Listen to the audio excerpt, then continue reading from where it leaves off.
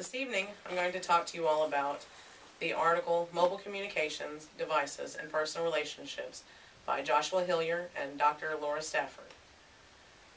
I know that we can all feel naked when we leave home without our phones. At least I do. I always think of the bad things that are going to happen, and if I get a flat tire, or if I run out of gas, I don't have my phone, what am I going to do? How am I going to get a hold of somebody to come help me? But having our phones gives us a sense of security, because if those things do happen, we know that we can always call somebody to come and help us.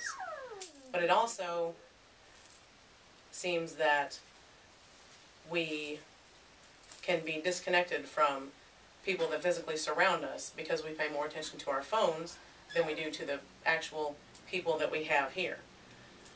Like during dinner, if people are messing with their phones instead of paying attention to the dinner conversation, or kids during school, they're not paying attention to the classmates that they have there, they're texting people or interacting with people outside of their classroom. That can all disconnect us from the people that surround us.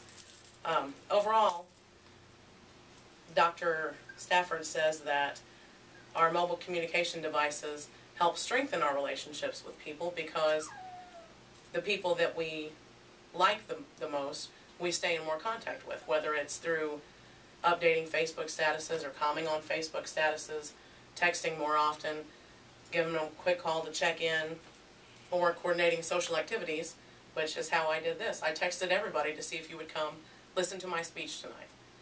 I did all that through my mobile phone. Parents check in with their younger kids to make sure that they're okay if they have mobile phones. And college students say that having a mobile device is a must to stay in contact with their parents, especially if they're far away. But sometimes delays in answering texts or phone calls can cause people to feel ignored, or can cause you to worry about the other person because they didn't get back to you right away.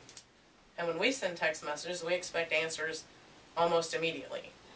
And if we don't get them, we get a little upset.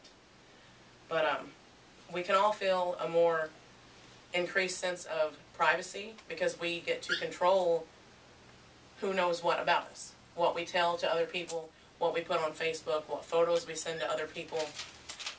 But it's not always as secure or private, because we can't control what those other people do with the text messages or the emails or the photos that we send them.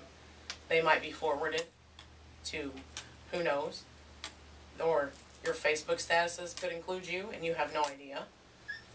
So while there is a sense of privacy, it's not always as private as we think it could be. Sometimes we allow privacy breaches ourselves because we could accidentally friend someone that we don't know, or we could send a text to the wrong person, which I know happens to me frequently. And because of the interaction with phones and our inability to stay away from them or off of them for very long, some dating couples have even set rules on when not to interact with each other. If they're going to hang out with their friends or going to see a movie, they tell the other person, don't contact me because it interrupts what I'm doing.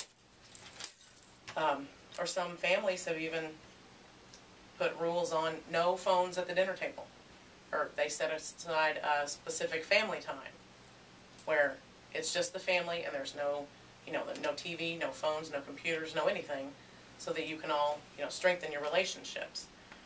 But even adolescent kids agree that they have more freedom because of their phones, sometimes later curfews because their parents can check in on them, but they also complain that their parents interrupted them also in the activities that they're doing. In spite of the bad press that mobile communication devices have received, mobile communication devices are not the cause of these problems, such as inattentive students or distracted parents. We've had these problems for decades. But we've also, had the argument for years about how to monitor and control our children, how to keep an eye on them. Sometimes you might ask other parents to keep an eye on your kids when you weren't there. So these problems are not new.